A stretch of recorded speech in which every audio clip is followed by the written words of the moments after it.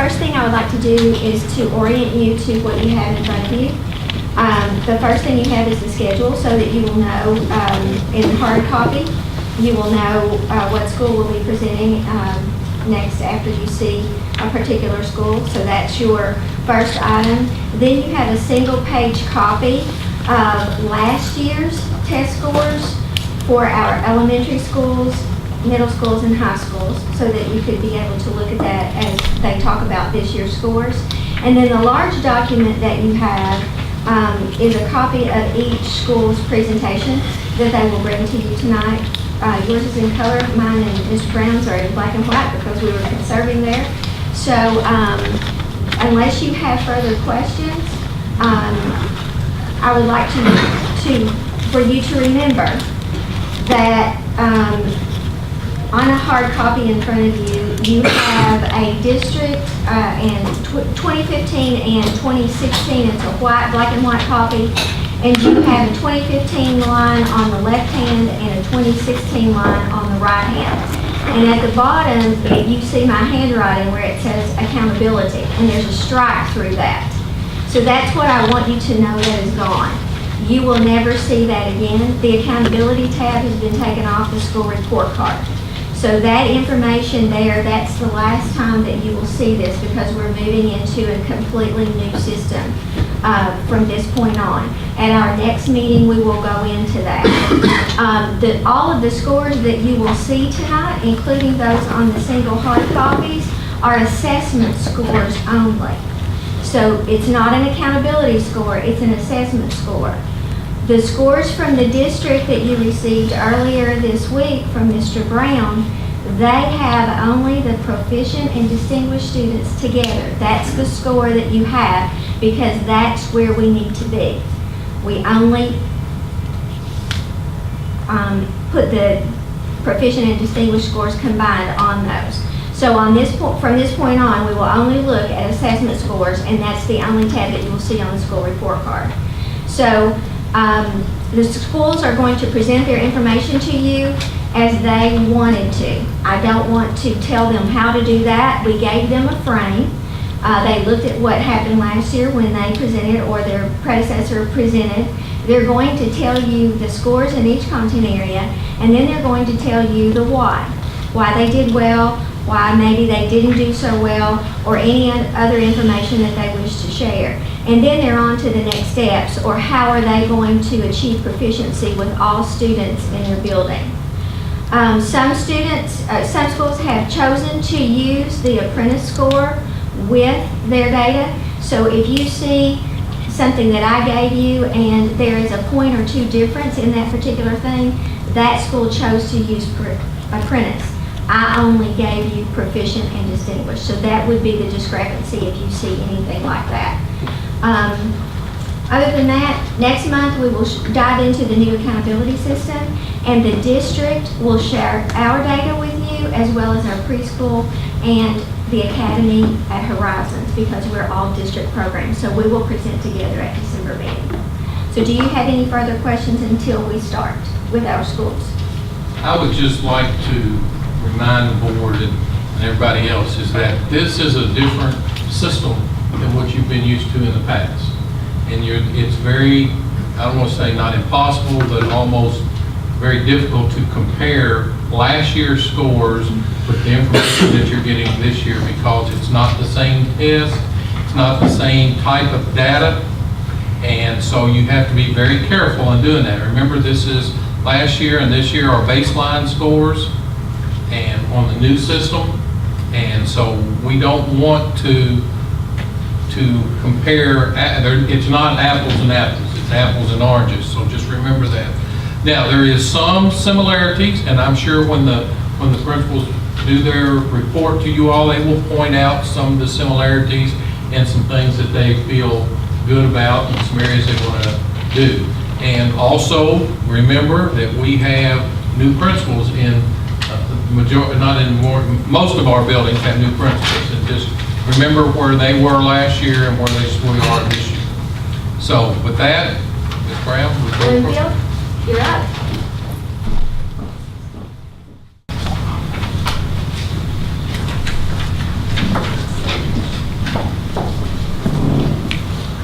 Hello, I'm Jeremy Hill.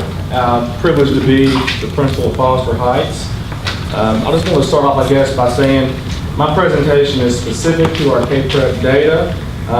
It does not include a lot of the wonderful things that we're doing, but I didn't feel like we were going to be able to put all those things into one presentation. So I invite you to come out and check out the wonderful work our folks are doing.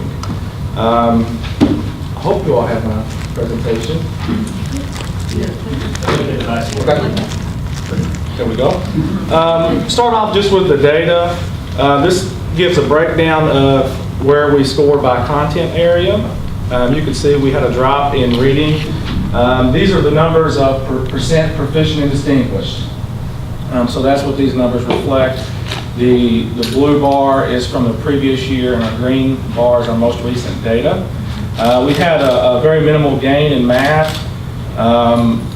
We did have a jump in social studies, not as much as we would like to have seen, but it was a jump.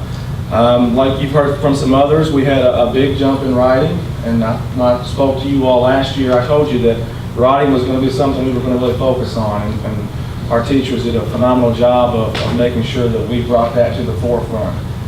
They've really worked hard, and the results reflect that. And then our language scores are, we experienced a little bit of growth in those as well. This is the overall performance in points, so more of the raw score like you were talking about, Mr. Jackie. Our achievement score went up, our GAP score went up, and our growth score went up, and that's the highest growth that we've experienced since we've received a growth score. So that number I'm really proud of with our folks, because oftentimes my message to our teachers is we can't control where kids are when we get them, but we can control what we do with them once we have them. So growth is something that we like to focus on. Celebrations, our writing percent proficient and distinguished from 15.3 to 39%. I think that's, like I said, attributed to our teachers' hard work, our kids. You know, we have awesome kids at Foster Heights, and they gave their all. The writing assessment, as our elementary folks know, that's the last thing we test in KPREP, and they're pretty worn out. So sometimes it's a struggle to get their effort, to put forth that maximum effort. But I feel like that our kids, they really try hard. I'm very proud of the work they put in as well. Social studies, we saw a bump there. Not as much as we would like to have seen. I attribute that to social studies is kind of in 5th grade. We have to do a better job of making sure we're building the social studies background knowledge up in the earlier grades, so we're not playing catch up so much in 5th grade. We experienced that quite a bit, so we've kind of are in the process of redesigning some systematic steps of what's expected of us at kindergarten and 1st grade. What are we expected to cover in 2nd and 3rd, to make sure we have the background knowledge so that when they get to 5th grade, we can rock and roll with them. Knowledge reduction was also something last year that we discussed. This is a knowledge reduction in points. That's for reading and math. We had 0.4 of a point the previous year for knowledge reduction. Last year we did receive 5.2 points. We would like for that number to have been a lot larger, obviously. But you know, what we discovered is a lot of the students that we were focused on, we were able to get out of the novice. We also had some that we couldn't dedicate the intense personnel support to in the apprentice range that did slide back in the novice. So I have to get creative and do a better job of making sure I support our teachers and keeping those kids on the radar and being able to keep that in balance a little bit. Where we're focused at, reading for us was that drop in reading hurt. So we feel that reading is going to be very important for us to focus on. We feel like that sometimes even the reading ability, the reading score, or a child's ability to read or lack thereof may impact their performance on math, being able to grapple with the content and the vocabulary. So we feel like that focusing on reading for us, that makes sense for us. Our data tells us reading is an area we have to improve upon. There you see the percentage of novice. The blue bar is our school, and that's compared to the state average. So we're looking at almost 57% That's for special ed, reading percentage. Special ed, it was one of those for the novice reduction categories that those were ones we weren't able to reduce very much of, much like what you've seen previously. That's a focus area for us. We have several students in that category, and we have to make sure that we're giving them the resources, the administrative support to our teachers to make sure we're meeting those students where they're at and moving them forward.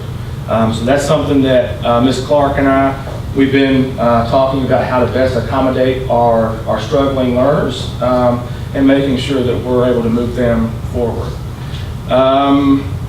And there for math, you can see much the same. We're really struggling to reach those and get them out of that novice category and provide them with supports to reach that proficiency. But that's our expectation. That's our expectation for ourselves. So that's what we're going to work to do. And here's reading for all students. You can see that we're a little bit above the state average for novice, and we're a little bit below proficiency. That's something that we want to obviously improve upon, and we have some ideas on some things we can do to improve. Our action steps, deeper learning. One thing that we feel, we have a lot of compliant learners. We have a lot of compliant students that we want to go deeper with them. We want more committed learners, more committed students. So a lot of times we're at the surface level, we have to go deeper.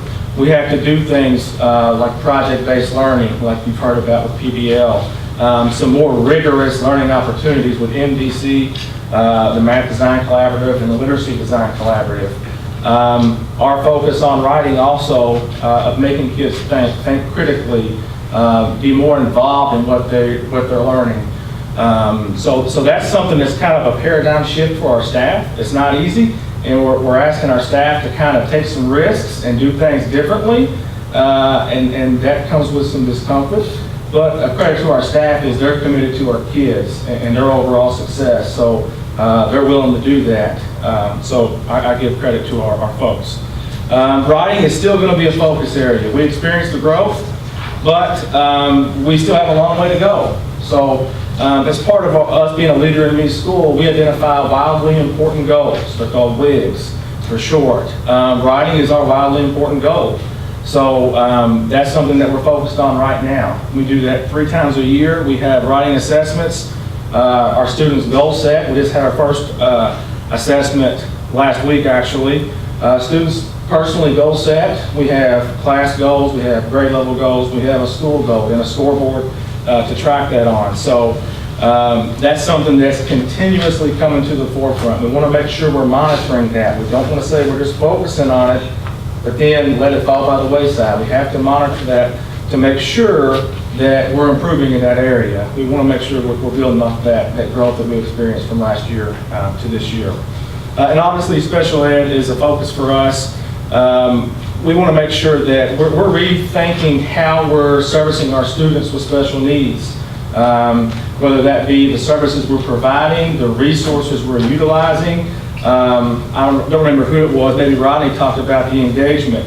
We want to make sure that we're putting our students in a position to be successful. Oftentimes, having something that's very engaging that students feel like they want to participate in, that's a great first step for us. Some of the resources that we've used in the past have not necessarily been so engaging to our kiddos. So we're looking at allocating some resources and some funds to make sure we're trying to recruit things that could be more engaging to kiddos.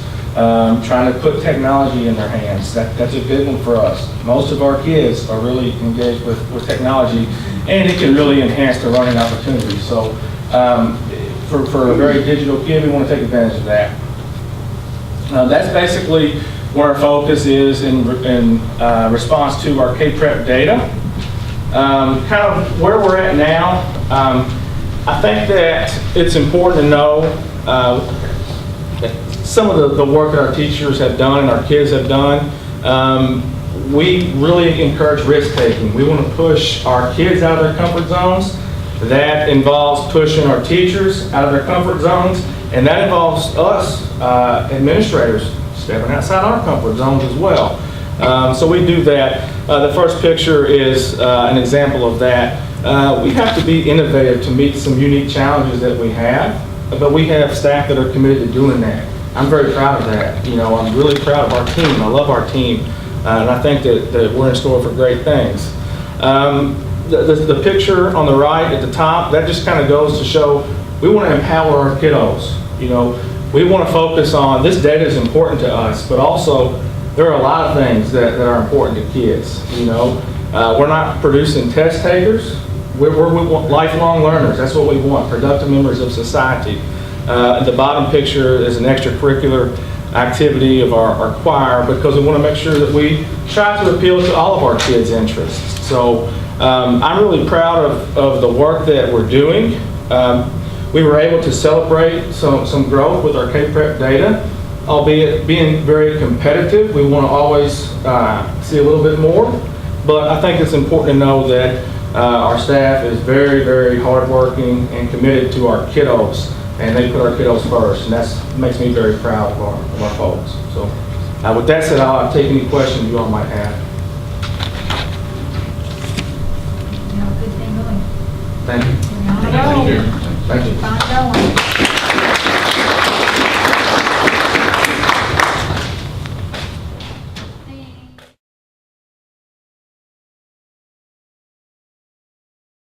Ms. Greenby, before we go on to the next thing, I just want to ask, the administrators that are still left, take a look around at the other administrators in this room if you would. Just take a moment and look at who all else you've got on your team. I think possibly this is one of the strongest building level administrative teams in the 9 years that I've been on the board that we've had. Damon, I'll say, I've been doing this for 43 years, and we have as good, and especially as good, a young bunch of building level administrators in this county. And, you know, with all the changes and turmoil you came up and you got to this point with these people, I think is a testament of this district's resiliency and for these people, and I congratulate them. You look, and again, you look around the room and you see some folks that maybe were a peer administrator the year before, or maybe were a classroom or an instructional coach, educator before, and now you're sitting as that administrator in the building. The resources that are among this team, the ability to rely upon each other, and I've always thought the hardest thing for any human, forget it being a teacher, any human to do is to say, I don't really know, can you help me? And especially as educators, because we're supposed to know the answers, right? And because the kids always go, well, Mr. Bradley, what's the answer? And whenever they were in your classroom. But now we've got these administrators sitting in this room that are willing to look at each other and go, I don't really know what the answer is, can you help me? And it's very refreshing to see that. And also, while everybody doing a great job, I have to point out to you, Ms. Drury and Ms. Hanloser, both of you all walked into a hornet's nest. I'll just put it simply like that. And the culture change just in the 3.5 months, 4 months of instruction, plus the time that you all spent, before classes start, that's tremendous. And while maybe the test scores aren't where, the assessment scores aren't where you want them, those are going to come. It's going to come for New Haven as well. It's going to come for any of the schools that you just don't miss Morrison. It's going to come for Bloomfield. I know you're not happy either, but there were challenges that you walked into and that you grabbed hold of as well. So it's very heartening to see such a strong, like you said, one of the strongest group of administrative team across the district. And I get to see a lot of districts in Central Kentucky, and I think we've got one of the best ones. And I hope all of you all, because as a board member, and I know all of us can say this, each presentation there was something that stood out. And I know you all collaborate together, and I'm glad you all see that other schools, what you found important on one school, you're taking it to your school. Or you're seeing or at least this group, to me, you all don't mind sharing. We've had some that really didn't like to share. And this group is different because you all don't mind to share. Just like Tanya, I heard you say Wes helped you, and other elementaries, you help each other, and that's the way it should be. This thinking that you're the only one in the whole you're not by yourself, because we have 3 or 4 schools that need help. I mean, you know, are just now getting back on their feet. And if you can go from there and say, I do need help, then that's to me, that's 2/3 of the battle, is to get the help. And because we're only helping the kids. You know, I don't care, I care about you all, don't get me wrong. But the kids is what counts here. It's not us, it's you all and the kids, and those kids deserve it. We deserve to give Nelson County students the best education we can give them. And being funds are gonna be restricted, I know that, you know that from just listening to our governor. And, we just have to pull it, we have to make it work, we have to pull it together and make it work. And I do appreciate all you all help, believe me, I appreciate it. We're And I going to thank see you. some positive changes. Go visit New Haven to see what they're, Oh, I have. there's so much love in that building. Go visit Foster Heights, Oak Kentucky Home, every one of you. There's so much love, and they love their students. They don't live nothing Yeah. but pure love. I know it when I walk in It's the great to see buildings. those buildings now thriving Yes. and positive energy and kids learning. I love to see that. People are respectful and Yes. love that. So thank you all. Just keep up the good work. And we also need to thank Ms. Williams and Ms. Brown for their Yes. leadership in this process also. So Thank we've you, kind of thank all you. been together. There's a quiet force behind the scenes. aren't there? Yes. Sometimes, what was that, sometimes quietness happens.